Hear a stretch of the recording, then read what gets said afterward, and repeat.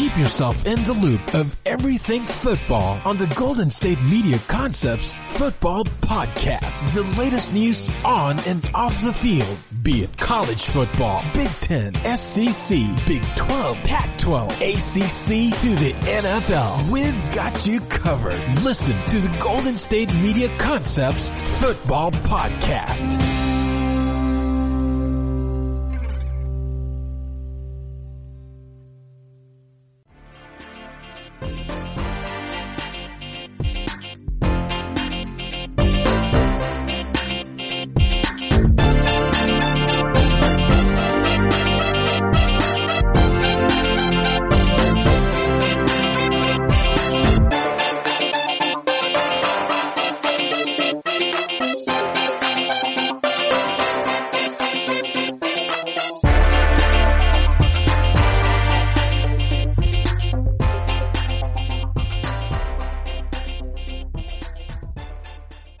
Thank you for tuning in to the GSMC Football Podcast, brought to you by the GSMC Podcast Network. I am your host, Kendrick. Hello, everybody. I hope you're all having a fantastic day. We got a lot of stuff to get into. This is going to be a bit of a different show, though. So every single podcast that I have done a top 10 for. This podcast, I'm not going to have a top 10. Instead, we're going to end on a very fun subject that I want to talk about because I think it is ridiculous. I think it's hilarious. I think there's some truth in it, and I am just going to, I'm going to go in. You guys are going to see my full passion break out for this subject. But anyways, here's the lineup for today. I want to get into some Pete Carroll, because he kind of got called out by Jets defensive coordinator Greg Williams. I want to get into that a little bit. The possibility of having fans at NFL games, I think it's a real possibility, and I'm not going to say that I think it's wrong. I think it's actually probably plausible to do so. Gruden, I said last week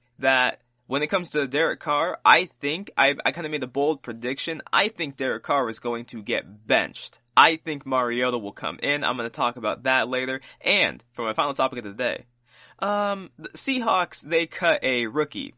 And if you haven't heard the reason why they cut this undrafted rookie, the reason will blow your damn mind. But anyways, so over the weekend, there were some re-signings. Well, actually, I think it's mainly on Friday. But there were a bunch of re-signings done in the league. George Kittle was re-signed by the Niners. Travis Kelce was re-signed by the Chiefs. And the Bills re-signed Dion Dawkins. And here's what's kind of crazy. All of these guys are later round picks. George Kittle was a 5th rounder. He just got signed to a 5-year, $75 million deal.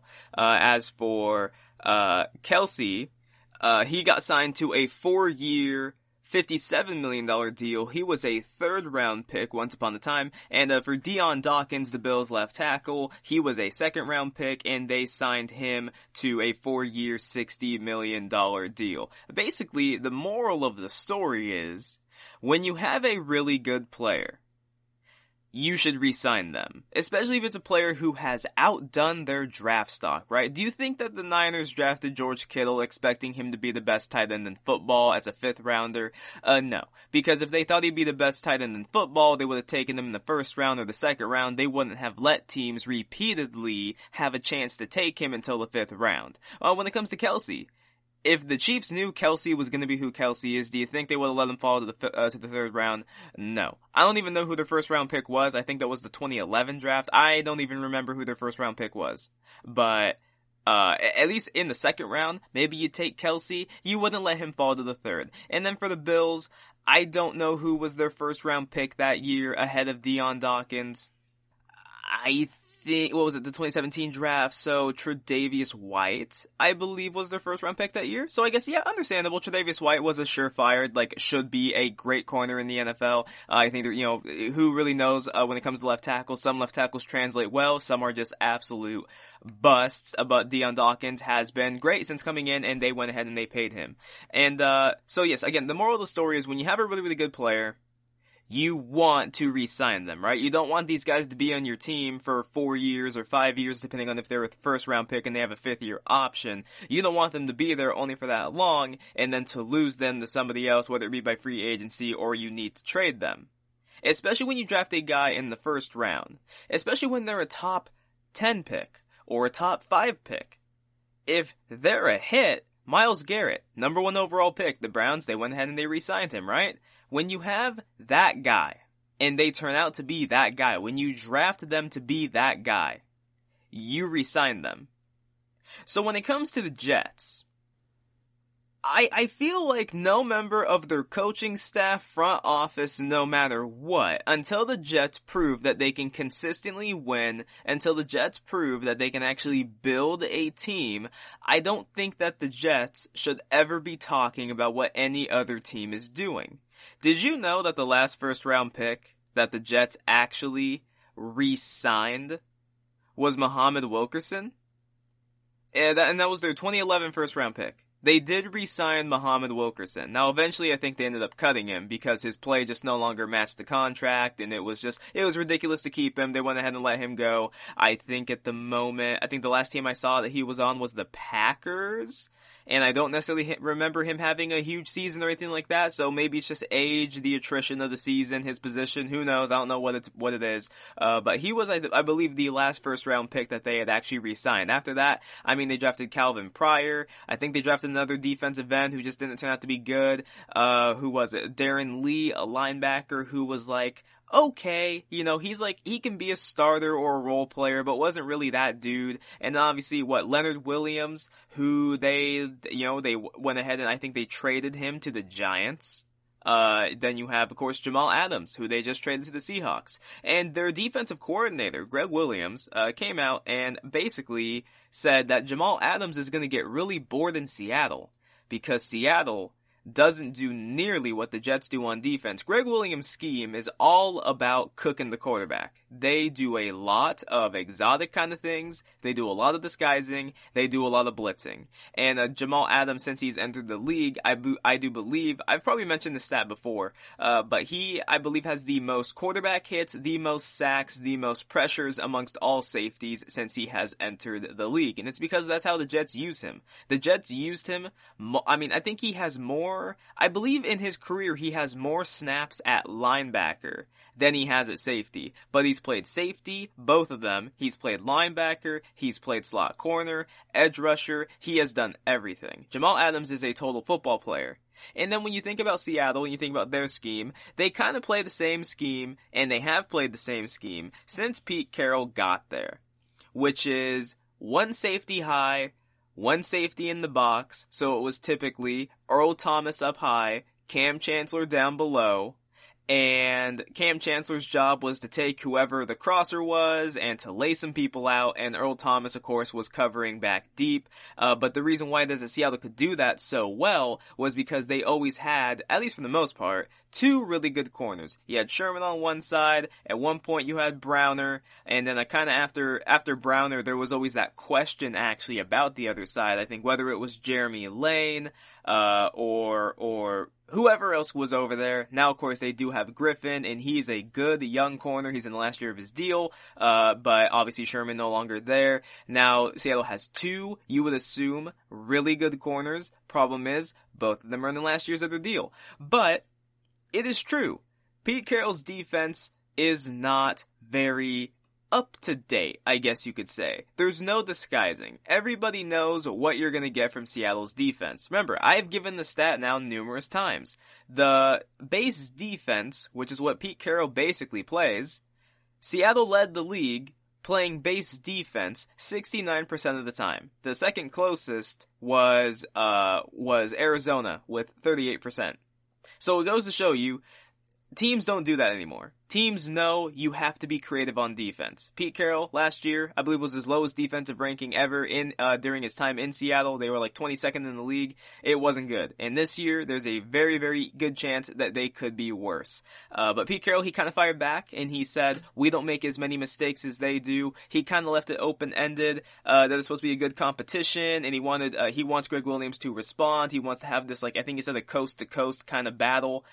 So, I don't know, whatever. I don't think that's really a big deal, but Russell Wilson, especially, he came out and he was talking about, he went on a radio show, I believe, and he was talking about how he wants to play this season. He said that, Seattle, they always do really, really fun things in the fourth quarter.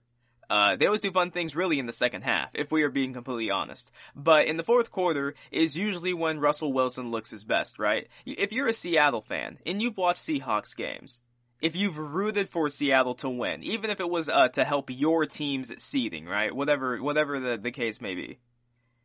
Isn't watching Seattle one of the most infuriating things? For about 2.5 quarters, the football is unbearable, especially the offensive play calling. For whatever reason, they feel the need to run it all the time, and they just don't let Russell be Russell. But Russell Wilson said during this radio show that he wants to play every quarter like it's the fourth quarter. That's his mindset going into every game. He wants to play every quarter like it's the fourth quarter. But we all know that that's not the way that they've always done it. Now, I hope that this season is different. I really do. But I was listening to The Herd, and Colin Cowherd said that he got a text from an NFL player. And that NFL player told him, this is Russell Wilson's way of talking to the coaching staff. He doesn't actually go to the coaching staff and say it. He does it through the media. Now, I don't know how true that all is. I don't know if Russell Wilson has ever gone and talked to Pete Carroll and talked to the organization and said, hey, can we upgrade their play calling? Can we do something a little bit different? Can we get with the times here? We are an archaic offense. Can we do something different? I don't know if he's done it or not. But if I am to take this text at face value, that this is Russell Wilson's way of communicating with the media, Pete Carroll and Schottenheimer, who I believe is the offensive coordinator, they need to listen to Russell Wilson. Russell Wilson is either the first or second best quarterback in the NFL. He is amazing. There's a stat out there. When Seattle leads going into the second half of games by at least 4 points, not even a touchdown, but 4 points, they are, 56-0? That is incredible.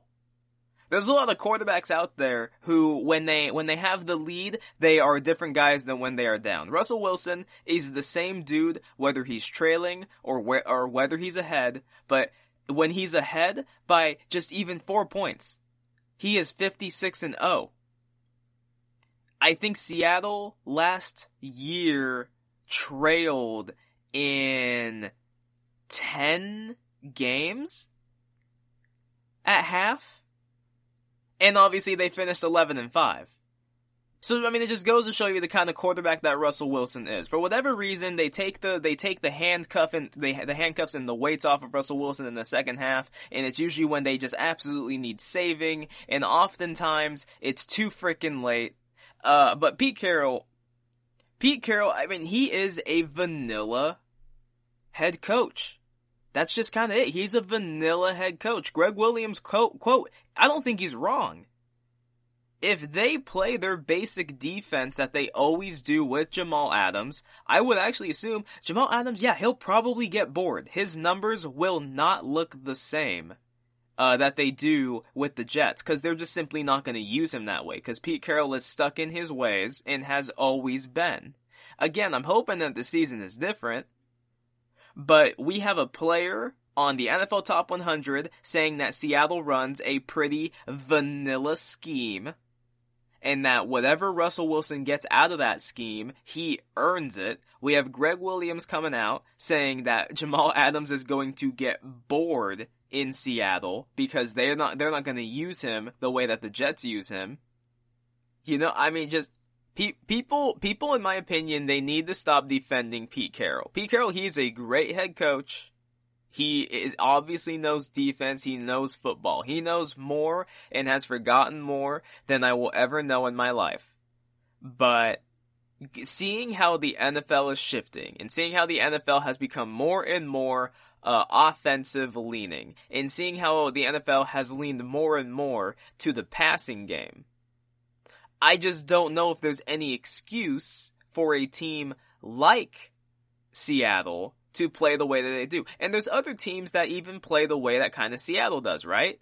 You can look at a team like the Vikings. The Vikings are so run heavy, but the difference is they have Kirk Cousins as their quarterback. And Kirk Cousins is not Russell Wilson. They're from the same draft class, but they are not the same quarterbacks. Kirk Cousins is much worse than Russell Wilson, though he is still good, and I think Kirk Cousins is actually heavily disrespected in the league. People think he is far worse than he is.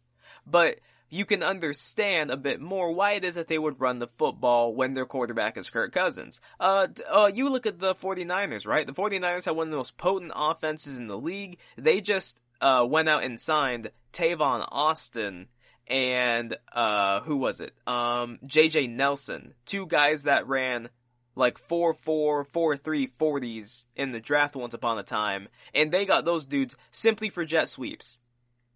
And the reason why it is that they run the football, though, as much as they do is because Jimmy Garoppolo is one of the most turnover-prone quarterbacks in the NFL, and they already do their best to take the ball out of his hands. They already kind of limit his throws per game, and yet he still is good for at least a turnover a game. A turnover or two a game.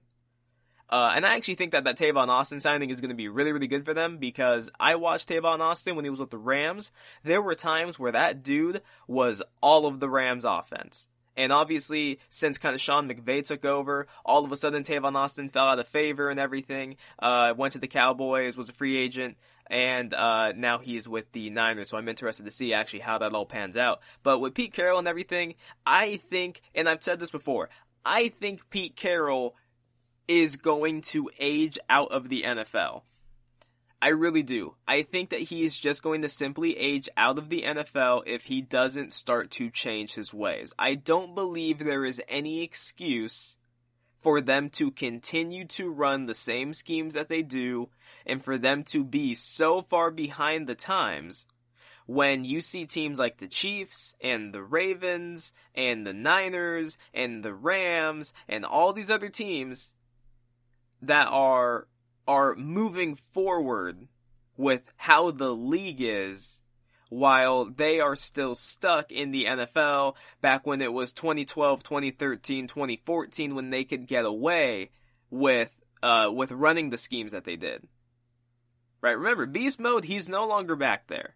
The Legion of Boom is no longer there. Although this secondary, I think, is going to be really, really interesting to see if it all comes together.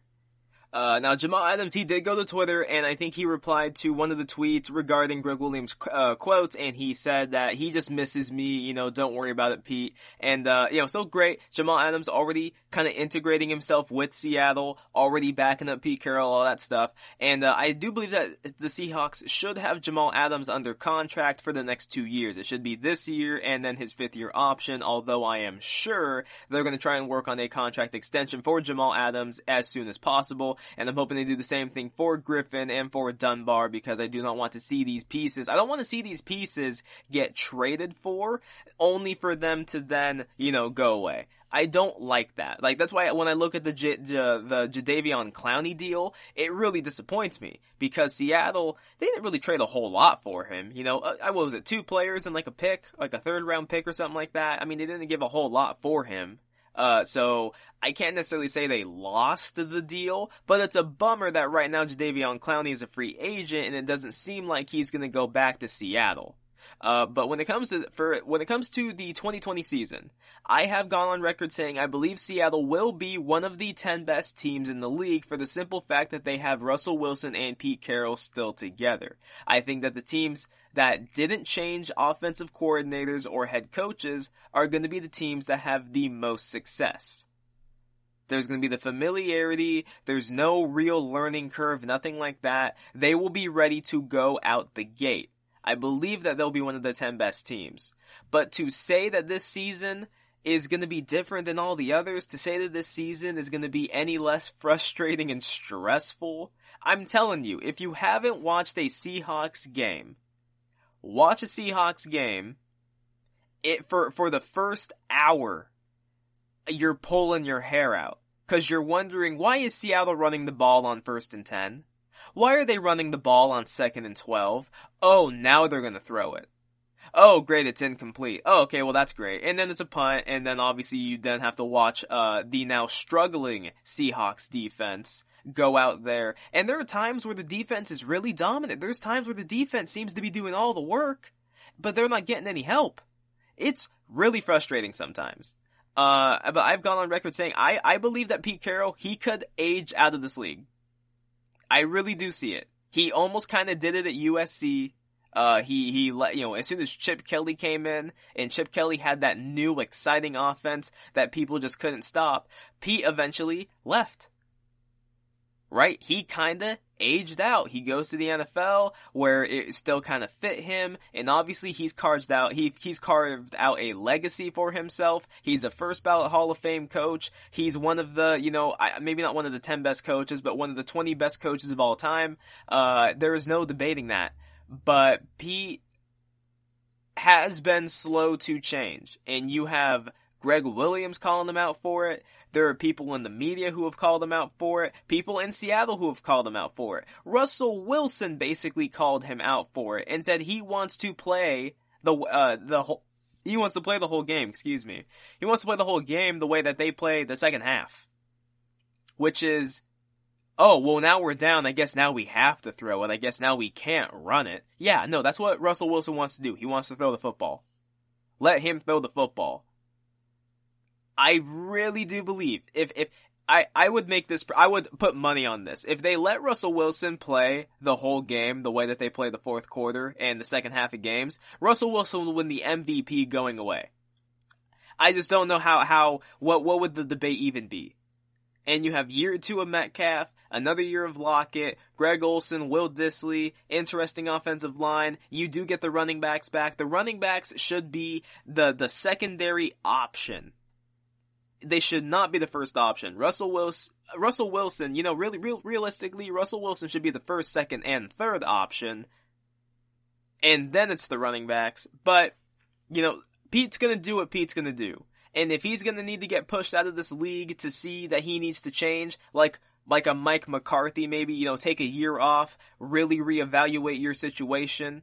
Maybe it's what he needs to do. I don't know. But I am looking forward to this season, though I do believe Pete Carroll is going to take a few years off my life again this coming season. Anyways, coming up next, I want to talk about the possibility of fans coming to the NFL. Jerry Jones has said some things. There's been some article posted about what certain teams are thinking about doing, and I honestly do not believe it is as far-fetched as some people are trying to make it out to be. That up next. Are you looking for help for your fantasy football team? Check out the GSMC Fantasy Football Podcast. Get today's best advice on who to start, who to sit, even who you should draft. From sleeper picks to red hot lineups, they got it all covered for you. That's GSMCpodcast.com/fantasy-football-podcast. We'll cover traditional leagues, dynasty, PPR, even IDP leagues. When you need fantasy help, there's just one show to hit up. Don't forget to like them on Facebook and follow them on Twitter. Visit GSMCpodcast.com for more info.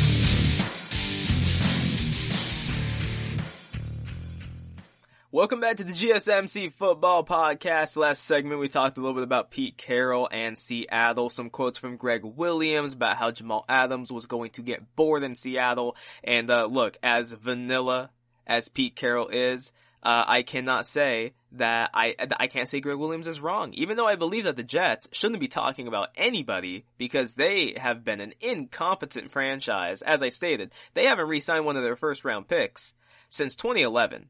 And Jamal Adams, they drafted him, what was it? 3rd overall? Is it when they drafted him? Drafted him in the top 10. But you drafted this dude that high up to become a stud player. And you just let him go? Who are the Jets paying?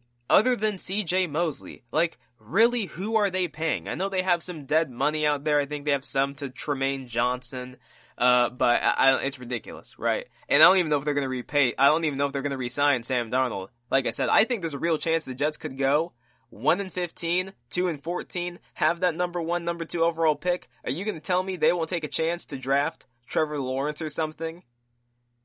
And just restart? Just do a complete reboot? It's a new regime, everything. I don't know about that. But anyways. So, obviously, with COVID being COVID and it having changed so much about our daily lives, obviously, I have been relegated to basically being in my room all day, every day, and I only leave when I absolutely have to. I do occasionally go out and hang out with a friend. I do occasionally go to the store. I did recently go to the beach, but as I talked about in my last podcast, some of my concerns really do more have to do with me in the fact that I am more susceptible to getting the brunt end of COVID.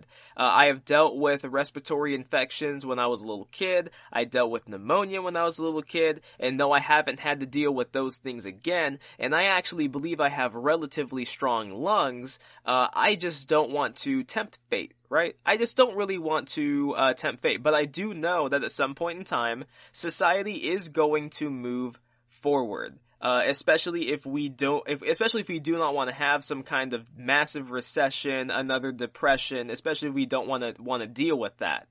And that is something that sports, whether it be the NFL, baseball, or the NBA, that is something that these businesses, because that's what they are a business, that's what they're thinking about.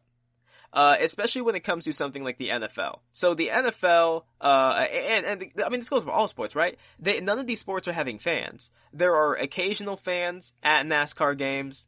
There are occasional fans, I don't even know, is it NASCAR game, or did they call it NASCAR? Is it a NASCAR? I don't think it's a game. At NASCAR events, there are sometimes fans.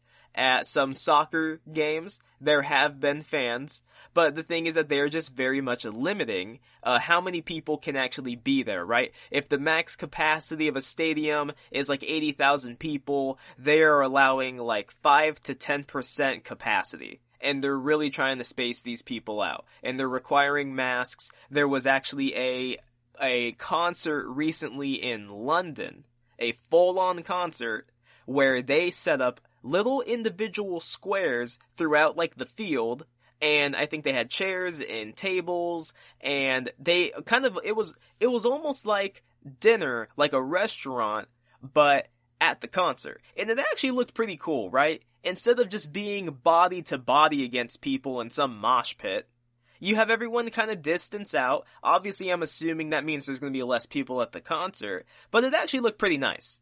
Right, the world figures these things out. They come up with plans. They come up with ideas on how to move forward with the situation that we're all in. And so Jerry Jones came out and basically said that he hopes and that he wants and that the plan is to play every single home game in front of some portion of fans. 3 teams, I think, according to Yahoo Sports, they have said that you should get to know this word pods. So I'm going to read a little section from this article. So they said at least 3 teams, the Dallas Cowboys, New England Patriots, and Kansas City Chiefs, have begun offering or are preparing to offer ticket packages to fans that position them in pods, which will be a clustered form of seating purchased by fans who will be attending games together. So essentially, if you want to go out with some people and you want to go to the game, because not many people, I think, go to an NFL game or go to any game by themselves. They're usually going with somebody else. Then you will be put into what is known as a pod. Now, whether or not, I don't know how expensive this is going to be, right? like, with the way that prices are going and everything, some prices for things is going up. Some businesses have really raised their prices to try and make up for all the lost time and all the lost revenue, and there's other places that have just simply gone out of business, and certain things are just changing. I have no idea how expensive these are going to be. I don't know if there's going to be, how many people are going to be able to afford this. But it is an idea that they are coming up with, and maybe that is just kind of the way it's going to be, right? If these things are just too expensive, if this is more for people who are upper class, to the 1 percentile, then maybe that's just the way sports are going to be for a little bit, where it's going to be, if you can afford it, you can make it until there is a vaccine for this. But then later on in the article, to read some more quotes, there was a quote from an NFL team. They said, think of it like you're going out to dinner with another couple or group of friends, one team source told Yahoo Sports. That's allowed in some places. So you go out together wearing your mask and you sit together at the restaurant where you're safely separated from other groups at your tables. That's basically your pod. You've committed to having dinner in your pod with the people you arrived with. People who you presumably know, and then you are kept separate from others who have their own pods. So I'm going to go and cut the quote off there. So that is the idea. Is essentially who you come in with is who you have contact with. Those are the people that you're going to be around, and that's it. You know, and if we're going to be honest, it sounds pretty standard, right? I read some of the replies to this, and there's a lot of people out there who are saying, like, oh my god, this is terrible. You can't have fans at these games. It's going to endanger the players. It's going to endanger the people. How are you going to allow fans back? Well, again, right, if the stadium holds 80%, or I'm not 80%, if a stadium holds 80,000 people, and these teams are only allowing 5 to 10% capacity, you can spread those people out pretty well. Now, I would like to see how exactly are they going to spread out these pods of people. How do you go about that? How many people are allowed per pod? I'm interested to see those kind of numbers. But there are the teams out there that have gone on record saying they will not have any fans, right? I think it's the Jets and the Giants are both teams that have said that they will not have any fans in MetLife Stadium. Period, point blank. They're just not going to have fans there. Meanwhile, there were some other teams, to name a few of them, the Falcons, the Ravens, the Bills, the Bengals, Texans, and even more, have said that if they're going to allow any, it's just going to be a heavily reduced number. Right. I think that the Falcons have said that if they were going to allow fans, it would be 10 to 20,000. I think the Ravens specified and said there'd be like 10,000 fans maximum. In most of these cases, it's allowing 10% capacity to their actual stadium to a little bit less. They would be required to wear face coverings at all times. So I'm assuming that maybe, how would they enforce it? Maybe they'd have some security guards posted here and there, and, they would be keeping their eyes on people, and if at any point in times the face coverings were taken off, then maybe they'd be giving people a warning, or maybe they wouldn't even do warning, maybe they'd simply say, if you take them off, then you're out of the stadium. I would assume if they're gonna allow something like this, they need to have a strict policy to make sure that they don't have some kind of, that they don't cause more of an epidemic, right? I've already talked about how if you take the amount of people per team and you do all the math, I did all the math, I think in either my second or my first podcast ever, I did the math on it, you're gonna have essentially over 100,000 people meeting throughout the NFL season. That is enough. And they have enough, and that's excluding their families, right? All these players have families of some kind that they're going to see, and they have friends. That's enough people to start to start another pandemic. I've talked about how the NFL itself, it could be a petri dish for the coronavirus. But the NFL's been doing a lot of testing, and just kind of like with the NBA has been getting no results, right? The MLB's numbers, the results, they have been going down. Same thing with the NFL. They are going down. So it is working. You're having those people who have been responsible, who are socially distancing, who are washing their hands, who are wearing their masks. They're doing what they're supposed to do, and it gives you faith that there can be a season. So I'm assuming if they're going to have fans at these games, they're going to hold them to very strict standards. And would they have concession? Maybe they'd have like 1 or 2 open, or maybe they do it specialized, like you have to literally order it from your seat or something, and then it will be brought to you. I don't know how they're gonna do everything. But I am not one of these people who heard this and said, how could they do this? There is just no way. There's no way they can do this. Can we just look at some of the things that have opened up in the world again? For one thing, planes. Planes, traveling, that has opened back up again. And while not everybody is doing it, there are planes that have been either close to or are at max capacity. Right? There are planes that have done this. And they're just requiring people to wear masks. And I've seen videos of people being kicked off of these planes because they refuse to wear a mask. It's ridiculous. You look stupid for doing so. But they're kicking people off who aren't wearing their masks. Everybody else is. And, honestly, that might keep people a bit more quiet. Because there are times where planes are far too noisy. I've been on enough planes, so I don't like flying in general, so you're especially not going to get me on a plane during COVID season, let me just put it that way. But, hey, you know what, maybe putting masks on people in general in planes is probably a better idea. But, planes, travel, that has opened back up. In restaurants, people are going to restaurants. Now, for me personally, in my family, we have not gone to any restaurants. But we have gone to fast food, and we've picked stuff up, we've driven past restaurants, and we've seen what they're doing, and sure enough, people are going inside. And we've seen the seating arrangement. Some places seem to be doing a better job with their seating arrangements. Some of the places seem to... They're just kind of putting people wherever, and people still seem a bit too close, so those are probably the restaurants I would look to avoid. But I have seen people come in with a mask, they go and they sit down at whatever their table is, or, as the NFL put it, they sit them at their pod, and they take the masks off to eat, they start, conversing. It's people that I would assume don't have the virus, or they're, maybe they're just people in your family, so you just know that they have been safe about it.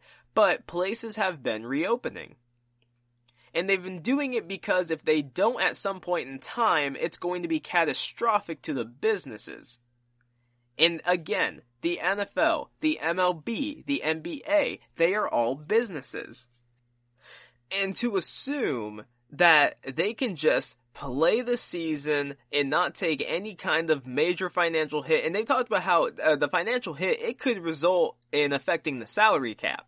In that it is already going to affect the salary cap. The NFLPA and the NFL, they just tried to negotiate on how exactly they want it to affect the cap. Do they want it to affect it all at once, or do they kind of want to prorate the effect of it over the next few years? Because the salary cap every single year was going up. This next year, I think it goes down a little bit, and then the next year it kind of stays the same before it can actually go up again. Malls. To name another thing, malls are opening back up. I recently went to a mall because I went to a mall and did a photo shoot. And when I went to the mall, first off, can I just say that the mall with limited people in it is beautiful. It was a beautiful thing. The mall was so empty. It's still, as soon as I walked in, I mean, there were people eating in the food courts and there were people walking around, but compared to the actual number of people you see in the mall pre-COVID, it was a wonderful sight to see. It was so much more quiet. The mall seemed so peaceful. But hey, it's open. It is open.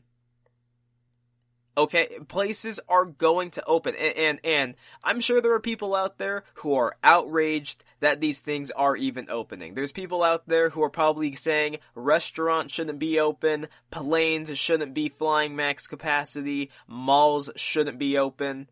If there's anything I believe at this moment that shouldn't be open, it is school. I think that schools shouldn't be open. I think everything should be online. But that's a story for another day, right? That's an entirely different debate. That is the only thing I have said shouldn't be open. Because schools aren't mandating masks.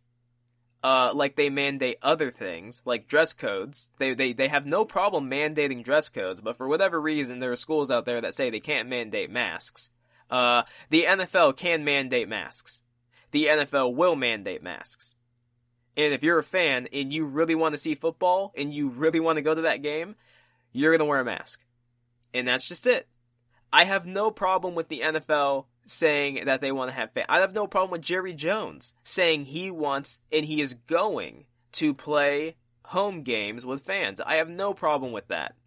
These guys want to make money. Yes, you're still making the TV money, which is a lot of money, but the revenue that they get from fans, from the concessions, all that stuff, that's where the real money is.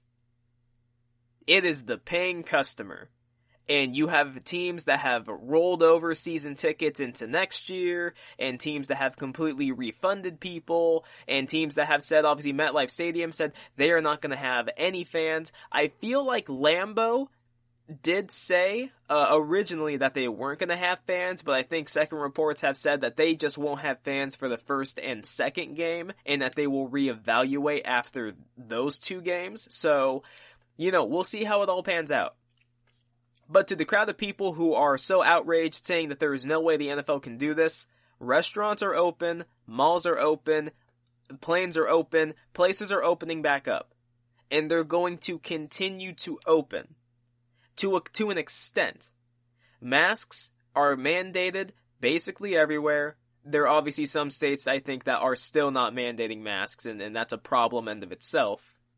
But you can almost kind of say that the NFL, it is a state of its own, and the NFL is going to mandate masks. So so you'll have that safety to you. Masks do work. Are they a 100% cure? No. But have they shown to work far, far better than if you just don't wear anything at all? Yeah. Yeah. And there's no dispute about that. There's no debate. There's literally no debate. If you try and have a debate with me about that, I'm going to walk the other direction and I'm not going to listen to you, because there is no debate to back up that not wearing a mask is better than wearing a mask. So I am interested to see how this season looks when it comes to fans, because I cannot wait for the day for fans to be back in the stadium. Oh my God. The reaction, the roar is going to be so good. It is going to be music to my ears to hear fans cheer again in these stadiums and not have it be over a speaker. Anyways, coming up next.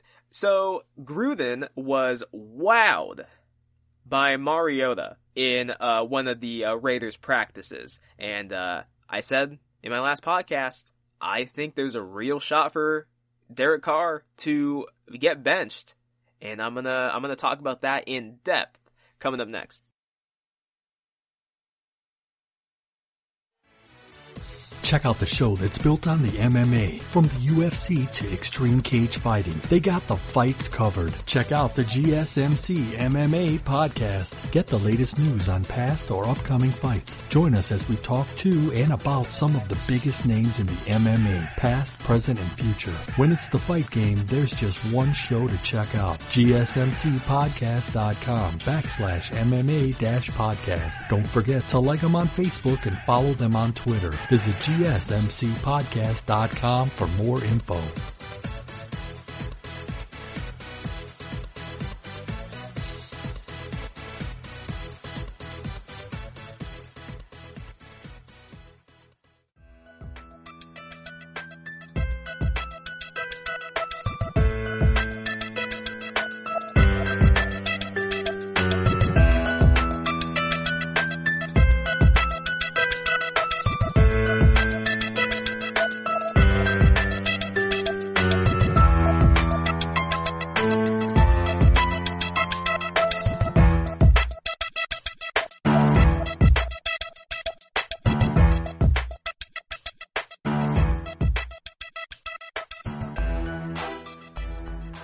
Welcome back to the GSMC Football Podcast. Last segment talked about the possibility of there being fans at NFL stadiums. Look, guys, again, things are opening back up. People are being allowed to go into places, right? It used to be at restaurants, you had to order the food, wait outside for the food to come out to you. Now you can actually go into these restaurants and they're social distancing people, hopefully, and they're putting everyone into these, quote, pods. You look at planes, they're opening back up and they're allowing max capacity. You look at malls. They're open. People can go into the mall if they want. Many are choosing not to go. But you can go to the malls. Movie theaters are about to open again, and they're going to have limited capacity, require masks, they're going to handle the concession stands, all that stuff. I think a lot of theaters are talking about how they're going to have fans, or I guess I shouldn't say fans, they're going to have customers order in advance so that they can just go in, grab it, and get to the theater so they don't have to stand in lines. Look, this is just the way things are moving forward. They're moving forward, and things are slowly trying to go back to normal. And I know it's probably weird, and for a lot of people it is scary, but if these places are following the proper protocols and they're not just trying to cram 80,000 people into a stadium, I do not see the problem. So anyways, I have been very, very open about my love for Marcus Mariota. I have. I love Mariota. I loved him in college. I loved him his first 2 years in the NFL. Hell, I still love him. But one of the obvious knocks against Mariota is that, as the number 2 overall pick, he was never really a game changer in the NFL. He wasn't really a winner. He and Jameis both. They weren't really winners. Jameis obviously a turnover machine. Mariota not really a turnover machine. But Mariota, he seemed to never really make the big plays. He wasn't really the passer. You know, he seemed like he was more of a runner than your prototypical quarterback. He got hurt a lot. And then obviously now he's with the Raiders. Do people not realize Mariota was never put in a good situation with Tennessee? When he was drafted by Tennessee, I think there was a legitimate argument to make that Tennessee had the worst roster in the NFL. I mean, it was terrible. They had some nice defensive pieces, but offensively, what did they have? Their offensive line was terrible. His rookie year, he got sacked the most. I think he got sacked like 58 times. He was sacked the most in the league. He didn't even get to, I don't think, Tennessee, they didn't play him against the Texans either game. They literally took him out of the game, and they had Mettenberger play. Why? Because they couldn't block J.J. Watt to save their life. They couldn't block the Houston front in general, and they didn't want Mariota getting killed. But Mariota, every single year of his career, he has been hurt to some extent. His rookie year had a leg injury. While it wasn't serious, he did at one point have a brace on, but he played, I think, 13 games his rookie year. His second year, towards the end of the season, he did get hurt. I think he broke his ankle, but the second year was also, numbers-wise, you look at it, his best year. Next year, he did get hurt again, battling some injuries. His fourth year, again, battling injuries. His fifth year, he just got benched, and that was that. But Tennessee, they never, ever used him the way he should have been. They never really gave him a chance to succeed. They took Mariota, and they tried to turn him into like Peyton Manning. No, not really, but what I mean is that they tried to turn him into the complete opposite of what he was. They did not want him to run the football. They wanted him to throw it. And that's simply not his game. Let me read you some stats about Mariota in college compared to his time in the NFL. In college, did you know that Mariota never ran the ball less than 96 times in college? That was his career low carries per season. His most carries in a season was 135. He never had under 700 yards rushing. His most rushing touchdowns in a season was 15. He never had less than 5. He dominated in college, through the air and on the ground, barely lost, eventually wins the Heisman, goes number 2 overall to one of the worst rosters I've ever seen. Their running backs were like Dexter McCluster and I think a guy named like Chris Andrews or something. And his receivers were Dorial Green Beckham and Harry Douglas. His best receiving option was Delaney Walker. He was realistically their only weapon on that team. And though he was great, he was a great weapon. He was one dude. Their only real good offensive lineman at the time, it seemed, was Taylor Lewan. And even then, he wasn't that dude yet. I think Taylor Lewan was only in his second year. He was not that dude yet. So it was just not a great situation for Mariota to be put in. But during his career with Tennessee, here is how Tennessee decided to use him. This guy, who on average ran the ball at least 100 times a season, and on average had 700 rushing yards a year. This is what they did with him. His career high in rush attempts per season, or not per season, but his career high rush attempts in a season with Tennessee, 64. So you take his career low in college of 96, his career high with Tennessee was 64. The most rushing yards he ever had in a season with Tennessee was 357. He never had under 700 in college.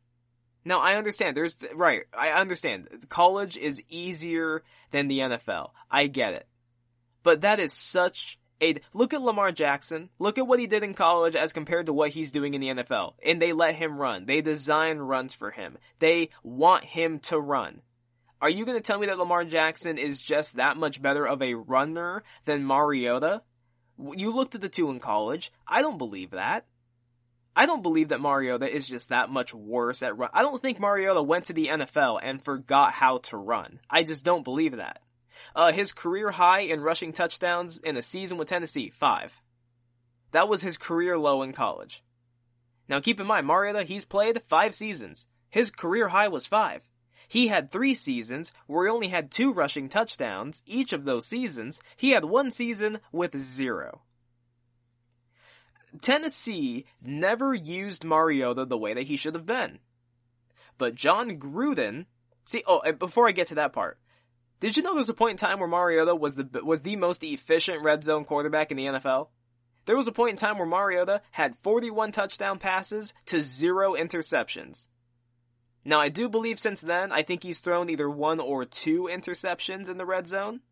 But Mariota's a good player. And through his first 2 seasons, most of his victories were fourth quarter comebacks. So he showed he had and they were game-winning drives. He showed he had an ability to play from behind and play under pressure. You saw the game against Kansas City, his playoff win. It was ridiculous. They were down, 17-0 at the half, and then they went back. I think they shut out Kansas City, and they won. Mariota caught his own touchdown pass. I think Mariota can play, but Tennessee never used him and they never embraced him the way that the Ravens embraced Lamar Jackson or even the Bills have embraced Josh Allen. They simply didn't do it. But you know what? I think there's finally a head coach that sees what I see, and they see that Mariota is an elite playmaker if you let him play his game. John Gruden seems to really like Mariota. In a quote on Pro Football Talk, he said, and I quote, "He's interesting. He took off a couple of times today, really fired me up. He's been hurt. Looked like the ankle has really turned a corner. He's a dazzling playmaker with his feet, and that's the key to his game." He ended his quote by saying, "Had a really nice day."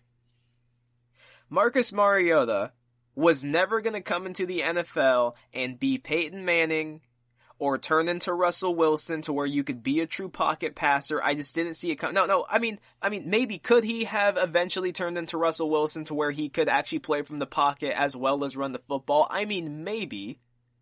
But I didn't really picture that. I always assumed he'd have a career where he might play like 15 years and he was going to be among the leaders when it came to rushing yards, rushing touchdowns, things like that among quarterbacks. He was going to be a dual threat. He'd be like a Michael Vick. Obviously not nearly as explosive because Michael Vick was ridiculous running the football and even throwing the football. He had a cannon of an arm. I didn't think Mariota was that, but I thought Mariota could do some things like Michael Vick. Maybe not necessarily have the elusiveness, but straight line speed. Mariota is a taller quarterback at 6'4". I thought he could do some things, and I thought at least for the first 2 years of his career, he did show some things. He had that 87-yard run against Jacksonville where he showed how fast he can be, but Tennessee never fully embraced him.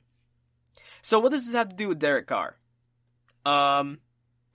It's kind of been on record that John Gruden has never necessarily been a fan of Derek Carr. Derek Carr, he's a great guy, don't get me wrong. He's accurate. He is among the most accurate quarterbacks in the NFL. Derek Carr is very durable, something that Mariota has not been in his career. But, and also he's a great guy. But Mariota is also a great guy, and I think there's a lot of Mariota that people still don't know about. We know what Derek Carr is at this point.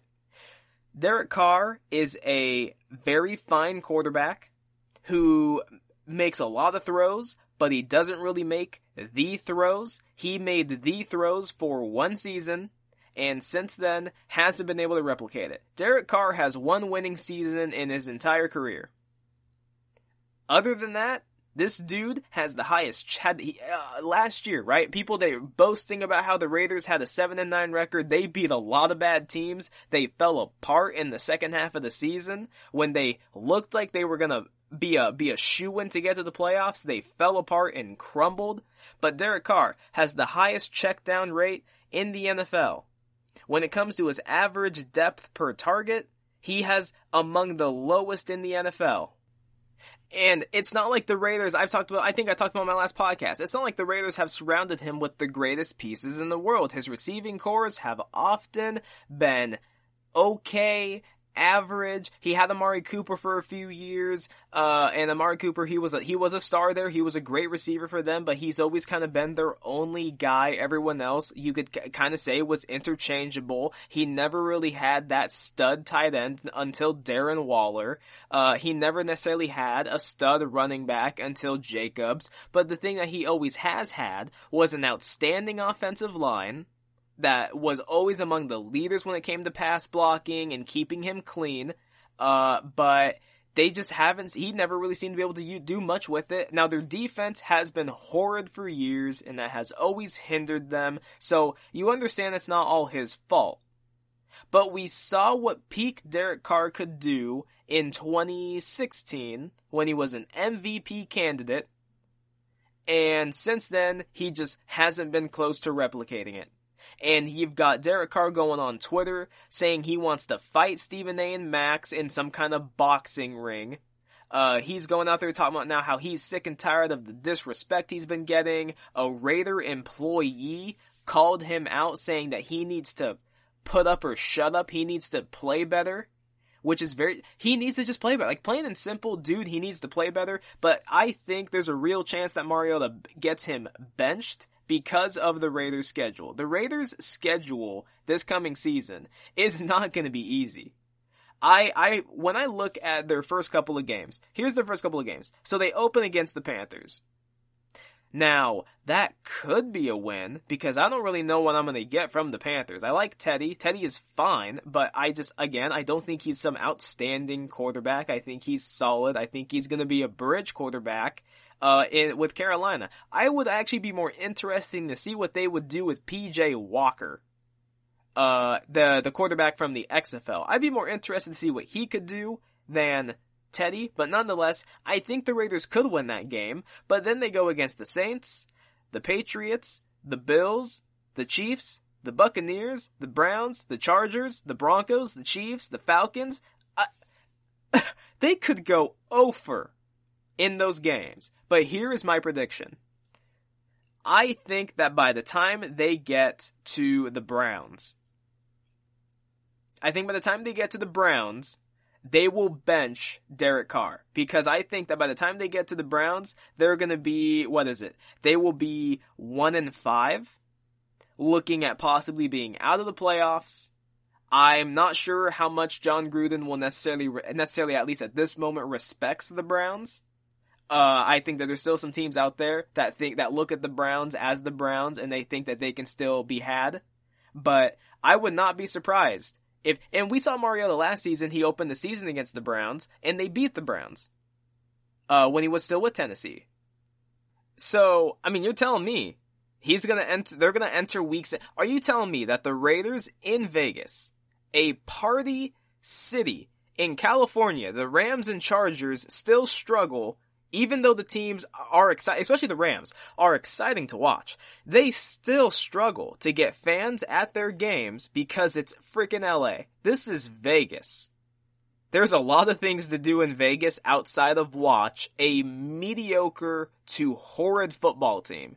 You're telling me they're going to enter week 7, 1-5, with Derek Carr? I mean, maybe he's playing worse than before. Maybe he's just playing the way Derek Carr always plays. You're going to tell me they're going to go into that game with Carr and just say, yeah, no, we're just going to stand pat? No. There's a reason they signed Mariota to a 2-year deal. This year, it's because he's going to spend a bit of time on the bench. He's going to be a good soldier, as he was for Ryan Tannehill. He's going to back up Carr. He's going to support him. He's going to help him out whenever he can. But at some point in time, I think it'll be really after they get blown out by Tampa Bay. Let's just put it that way. When they lose by 30 to Tampa Bay, I just think Gruden's going to look at the situation. He's going to go, all right, it's Mariota time. And what I would assume is that then John Gruden would actually have Mariota play his game, meaning he's going to call a lot of run plays for him. He's going to call him to make some throws on the move. He's going to have Mariota do Mariota things, and that he's not going to have him stand back there the way Derek Carr does. I think Derek Carr would be a lot better if he would run, because I think he does have speed. He is more mobile than I think he even gives himself credit for. He just decides not to. Mariota will at least run when he absolutely has to, but I think that the difference is the Raiders will call a lot of running plays for him, and they're actually going to be creative. They still have a pretty good offensive line over there, though it is on the older side. Rodney Hudson, especially at center, is still the gold standard at center in the NFL, one of the most underrated players in this league, and that's just how I feel. I think the Raiders could open the season with a win. I also think, though, that combination of McCaffrey and DJ Moore and Robbie Anderson and a accurate thrower in Teddy Bridgewater, I think they could beat the Raiders, but I'm going to give the Raiders that win. But hell, if they open that game, if they go into the Browns game 0-for, there's no doubt in my mind that they will bench Derek Carr. Do not put a lot of stock into their record last season. They were not a 7-9 team. I just don't. They beat on some easy teams. They had some good schedule. They had a pretty good schedule break there. They fell apart at the end of the season. Derek Carr, he's a great guy. He's a nice guy, and I'm sure he's very tired of being disrespected. But just like with Matt Stafford, dude, what have you won? You have one winning season. And again, I am not saying it is all his fault. The Raiders' defense hasn't been good for many, many years. And they haven't always given Derek Carr the greatest of weapons on the outside. But you gotta do better than you've done. Like just that, if anything. You gotta at least do better than you've done. But the thing is, he hasn't given them any reason to believe that he is their franchise quarterback moving forward. I think that with another team, I think the Bills, I think if Derek Carr becomes available for trade or something like that this offseason, or if they cut him, I think the Bills are a team that should really look at grabbing Derek Carr. Because I think the Bills with Derek Carr would be a playoff team. I think they absolutely, if they had him this season, would be a shoo-in to win their division. I think the Bills roster is way better than the Raiders. But just Derek Carr with the Raiders, I don't think it's meant to be. I really do think Mariota will be the starter of the Raiders heading into the next season, and I believe that halfway through the season, he will be their starter. Now, will he be great? I don't know. If they allow Mariota to play his game and he still looks bad, I will come on here and I will say I was wrong and that Mariota is probably just a better backup. But if he goes out there and he balls, Tennessee? Whew. Boy, did you make a mistake. Anyways, coming up next, final topic of the day. The Seahawks cut a rookie for a reason that is just so funny. It's so ridiculous. It's so absurd. I can't help but laugh at it, and I can't help but to talk about it. That coming up next. Check out the show built around the women of MMA. From the UFC to the extreme cage fighting, we got the fights covered. Listen. It's the Golden State Media Concepts Women's MMA Podcast. The latest news of upcoming fights, discussions of previous matches. Join us as we talk to and about the biggest names in women's mixed martial arts. Past, present, and future. When it's the women's fight game, you know where to listen to. The Golden State Media Concepts Women's MMA Podcast.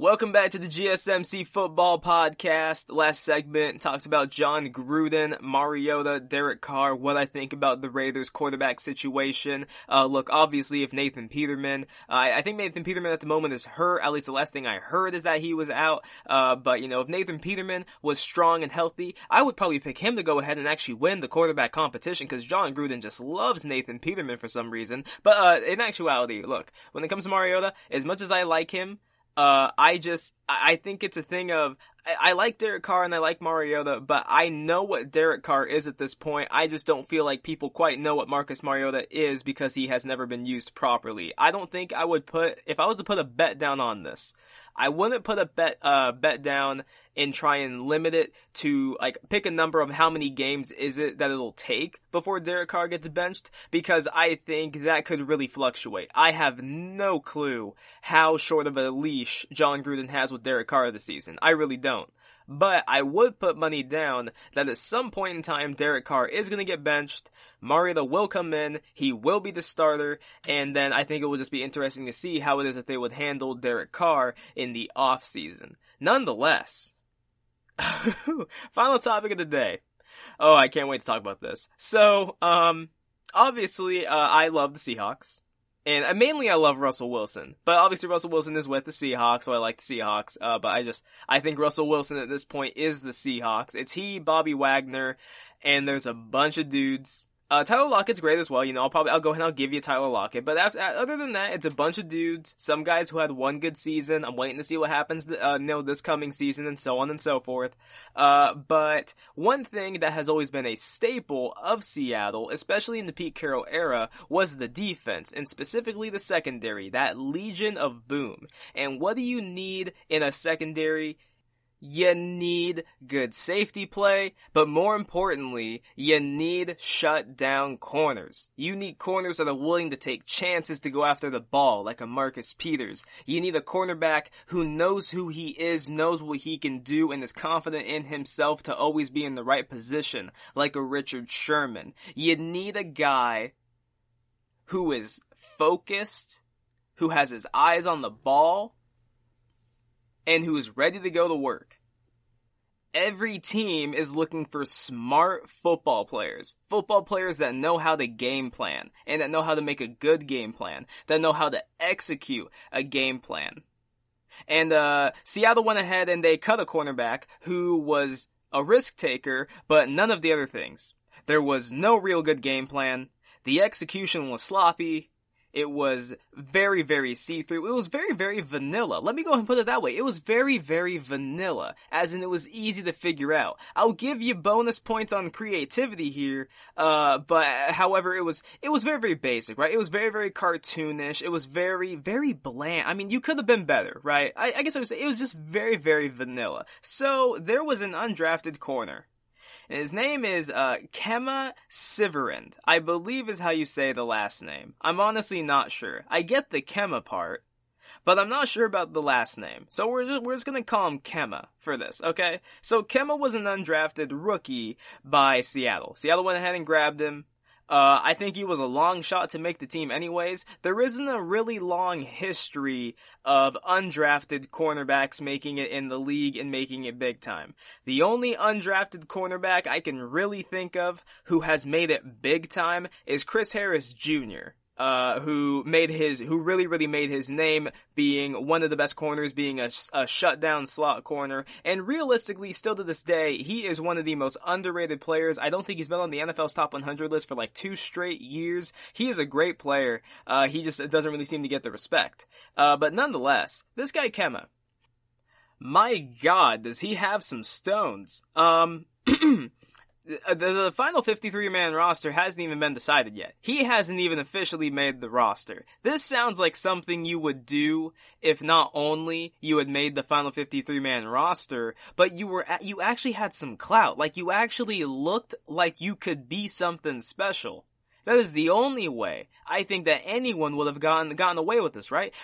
If Joe Burrow had done this, I think that he would have gotten slapped on the wrist maybe, but then at the same time, I don't even know if the story would have gotten out. I think the Bengals would have done everything in their power to hide this story.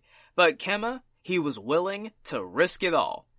He decided to try and sneak a female into the Seahawks hotel.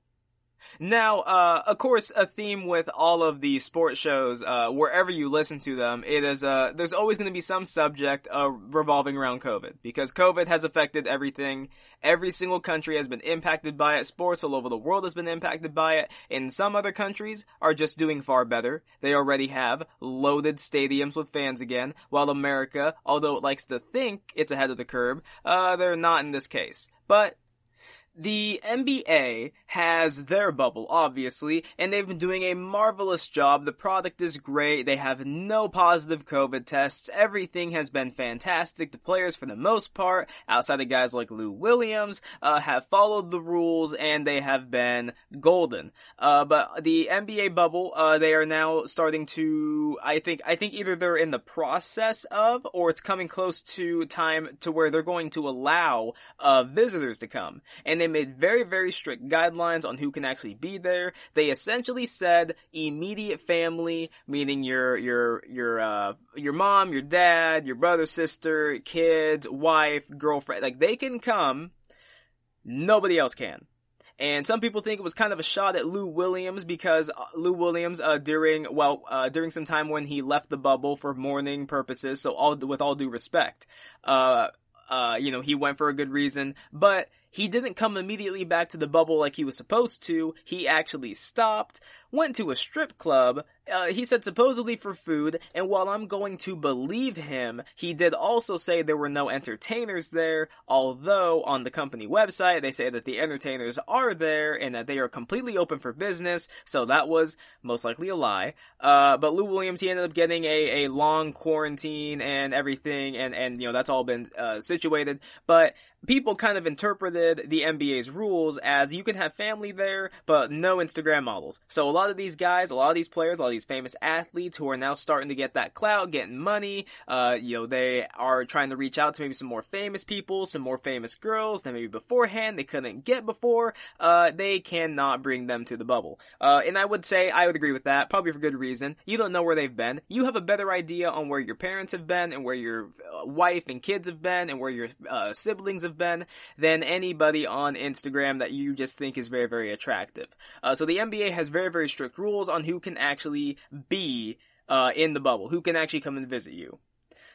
Kemma decided to try and sneak a woman into the Seahawks hotel, into the team hotel. Now, I don't exactly know what the rules of the team hotel are, but my assumption would be that the only people who are allowed in the team hotel are players and members of the staff. Obviously, anyone who works at the hotel itself, but that's how I would assume it's going to be limited. I don't think there's any visitors to it. I don't think people can just bring their wives to it or their kids to it. I think that it is a workplace. It is all business. And you need to respect that. And Kemma decided that he needed some time with his girlfriend. Now look, I understand, especially as a male, I understand there's certain needs that people need. Okay, I get that. And I'm sure women can relate too. Okay? Some people just have some needs.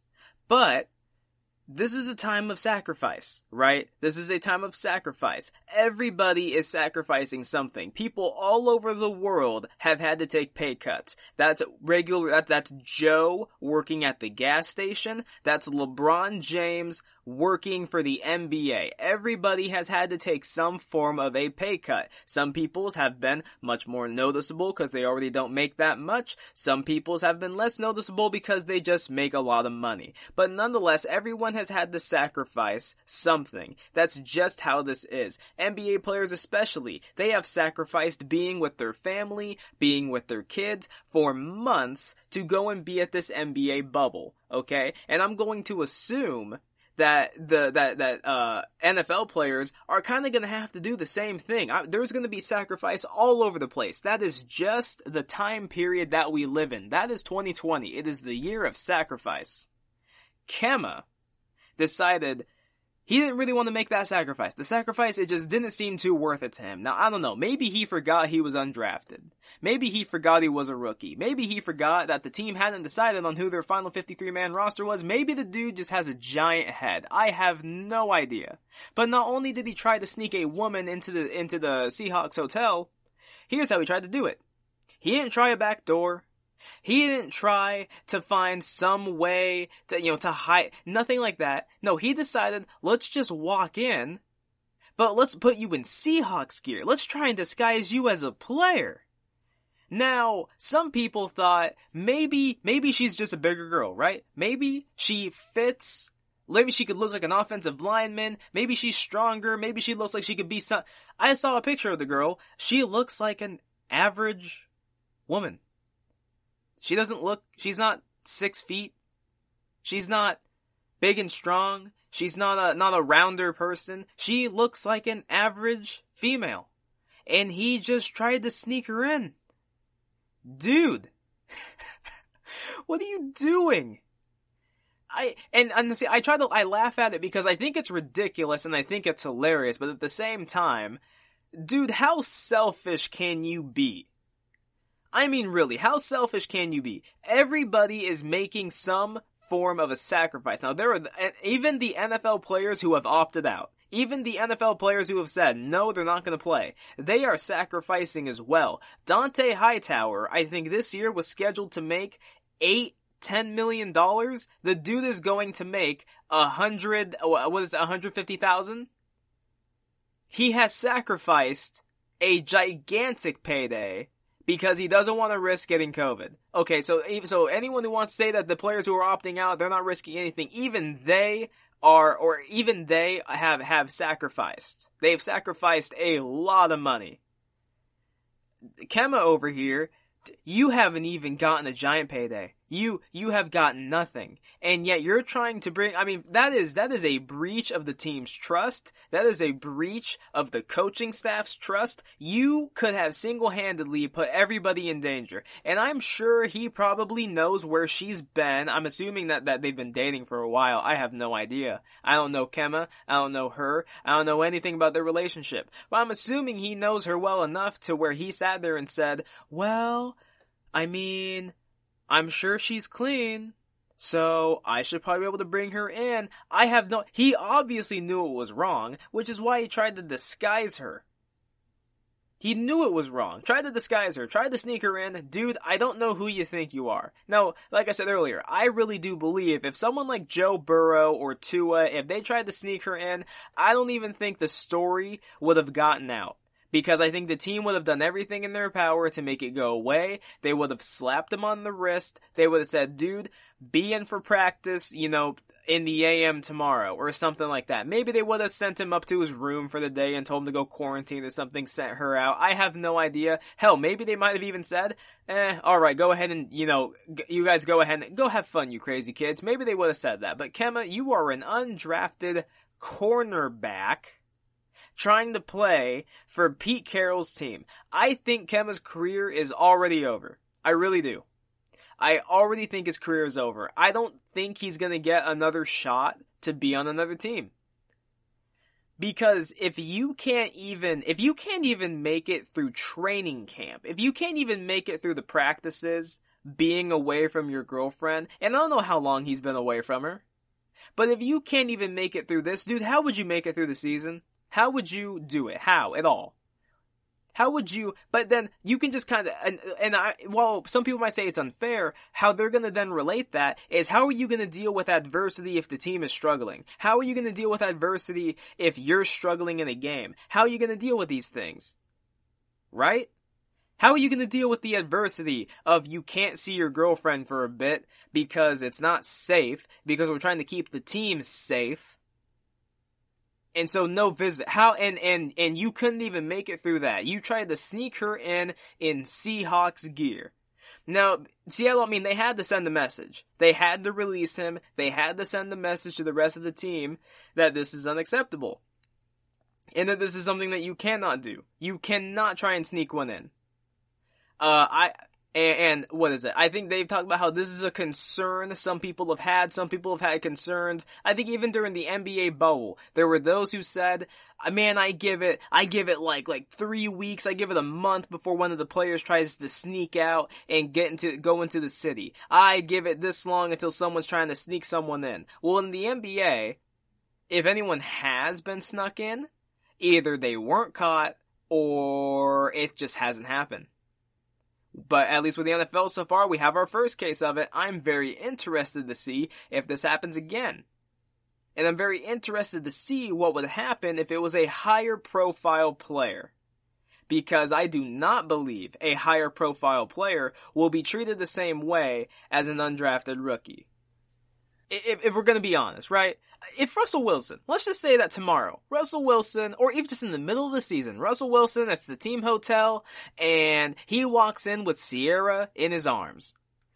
You know what they do? They walk in, they go like, hey guys, and everyone would look back and they go, hey Russell, hey Sierra, and they go back to doing what they were doing, and they let him walk up. There is no way they would tell Russell no. There's no way, or even if they did tell Russell no, there's no way it would get out, but I don't believe they'd tell Russell no. He's a superstar. He is everything.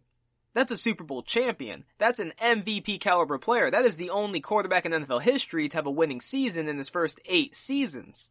There is no way that happened. And, I'm sure that they go in. I'm sure Russell Wilson would be masked up. I'm sure Sierra would be masked up. I'm sure they would do everything in their power to not get anyone sick and to not contaminate anything. Because they're a very, very classy family. Russell Wilson is beautiful. Sierra is beautiful. His kids are beautiful. It's a beautiful, beautiful family. A beautiful family. Very classy. I just love them. Now, would Russell Wilson actually do this? No, I don't believe he would. They just had a newborn. Russell Wilson has voiced his concerns about the virus and about safety protocols. He was one of the players who tweeted out that, they want to play, but they want the NFL to have some proper safety protocols. And of course, it has happened. But my main point here is just that Kemba being an undrafted rookie did not help his situation. It really didn't. And he wasn't some high-profile second-round pick or looked at as a steal in the third round. Nothing like that. He wasn't their first-round pick. None of that. He was an undrafted player. And I really do think he squandered his opportunity. What he did was selfish. It was wrong.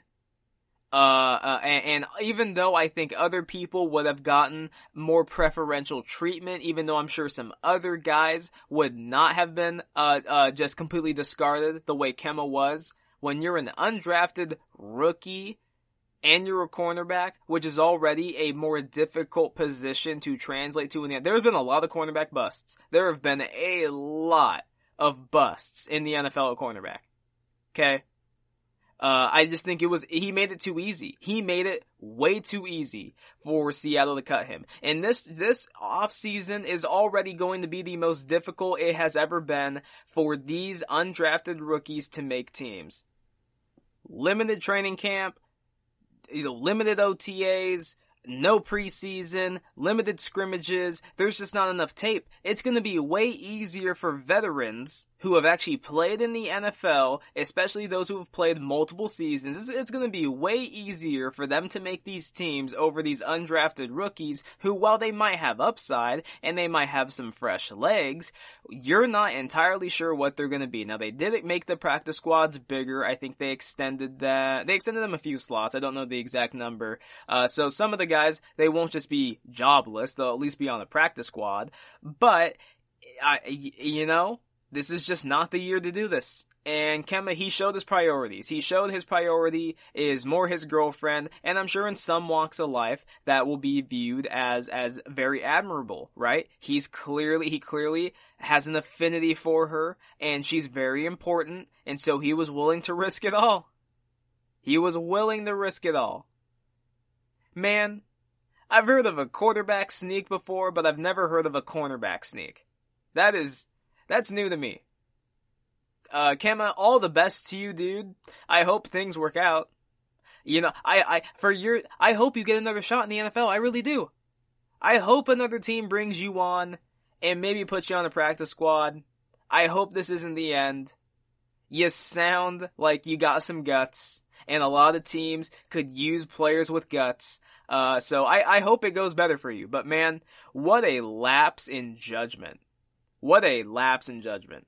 I'm honestly not even sure, I'm not sure players would even want to necessarily play with him, right? It just comes down again to that violation of trust. You could have put everyone in danger just by doing that. And it was for your own benefit. It was for nobody else but your benefit. This is I've said this quite a few times. Oh my gosh.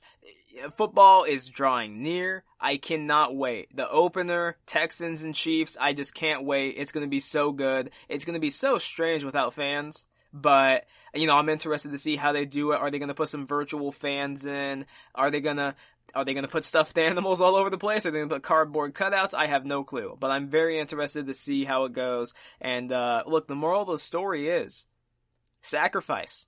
This year is about sacrifice. These players need to not be about me. It is literally, now more than ever, it is a we. We need to do better together. You make it about you put everybody in jeopardy. But thank you for listening to the GSMC Football Podcast, brought to you by the GSMC Podcast Network. I would like to ask you, please remember to subscribe to the show and write a nice review. That really helps us out. Also, if you can, please follow us on Facebook, Twitter, and Instagram. Be fantastic. Thank you, and have a good night. You've been listening to the Golden State Media Concepts Football Podcast, part of the Golden State Media Concepts Podcast Network. You can find this show and others like it at www.gsmcpodcast.com.